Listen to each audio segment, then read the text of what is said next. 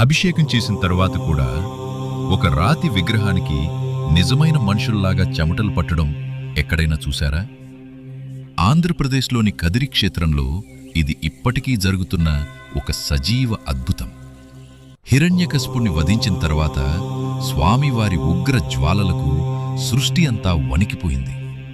ఆ భయంకరమైన కోపంతోనే అడవుల్లో తిరుగుతూ కదిరి అంటే చండ్ర చెట్లు ఉన్న ఈ ప్రాంతానికి వచ్చి స్వామి శాంతించారు. అందుకే ఈ ఊరికి కదిరి అనే పేరు వచ్చింది. ఇక్కడ మూలవిరాట్ విగ్రహం ఏ శిల్పి చెక్కినది కాదు, ఇది ఒక స్వయంభూ మూర్తి.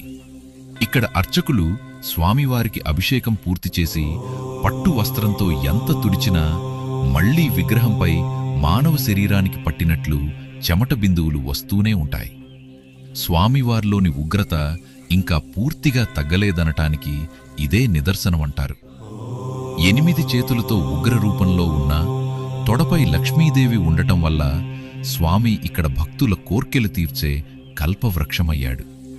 స్థానికులు ఈ స్వామిని ఎంతో ప్రేమతో కాటమరాయుడు అని పిలుచుకుంటారు. ఇక్కడి రథోత్సవానికి తెలుగు రాష్ట్రాల నుంచే కాకుండా కర్ణాటక నుండి కూడా లక్షలాది మంది భక్తులు తరలివస్తారు. ఈ మహిమాన్వితమైన అద్భుతం మీకు నచ్చితే కామెంట్స్లో ఓం ఖాద్రి లక్ష్మీ నరసింహాయ నమః అని టైప్ చేసి మన ఛానల్ని సబ్స్క్రైబ్ చేసుకోండి.